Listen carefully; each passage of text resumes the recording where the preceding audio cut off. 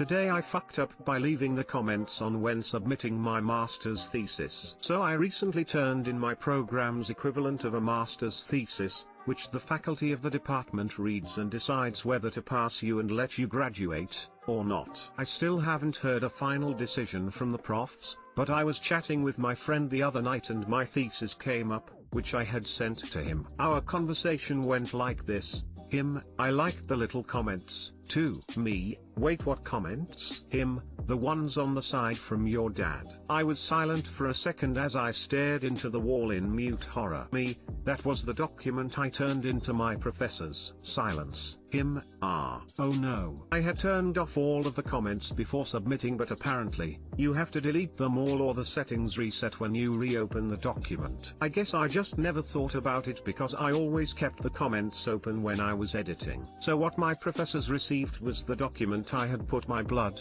sweat, and tears into, along with the little comments from my mom, working on my dad's computer. I had deleted most of them but kept the ones that pointed out the positives to give myself a little boost of confidence as I was finishing up with the edits. Unfortunately, my mom is very dyslexic, but is good at catching grammar and syntax, and, as she always says, can't spell her way out of a paper bag, so there was not a single comment that was spelled entirely correctly. According to her, she was tired when she was writing them and didn't even try because I was the only one who was going to see them. Kicker is that I'm getting my master's on scholarship from this fancy East Coast school, and all of my professors know I'm from Kentucky. I don't think my mother's spelling is helping to dispel their ideas of the region. I figured out my fuck up the night before the professors were meeting to discuss the papers, so my advisor received a 3 a.m. email that I can only describe as professionally panicked, apologizing profusely for my mistake. I included a fixed version of my paper,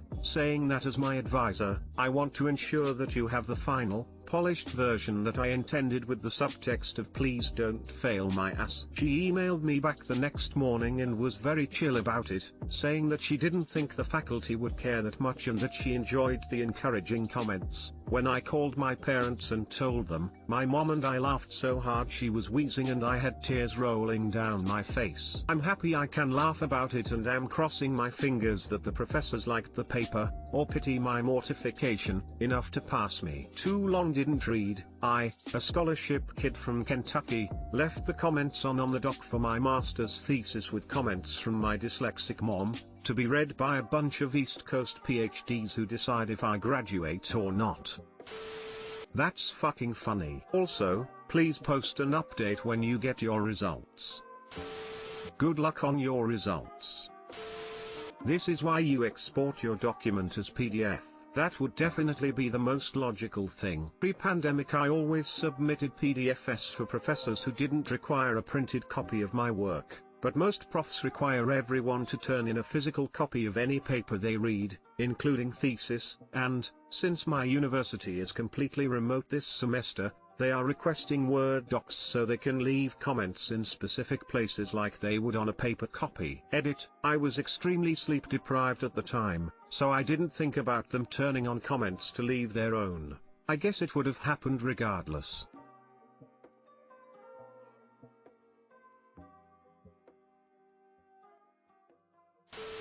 I fucking did the exact same thing last Thursday. Will you be updating this thread when you get the results? Will do. Today I fucked up by making fun of those kids with asthma commercials. So this is a bit of a long term. Today I fucked up.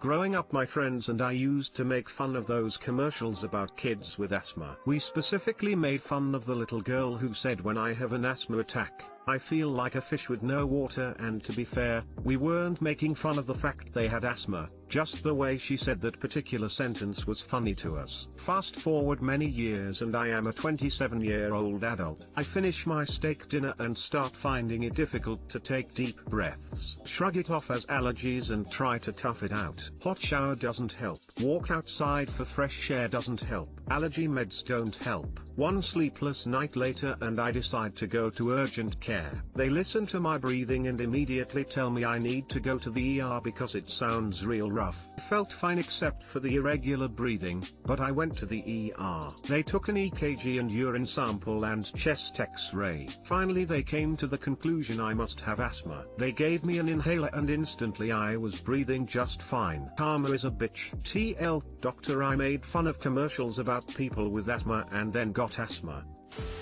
That'll take the breath out of ya. This is why I only make fun of billionaires with no life problems. Genius.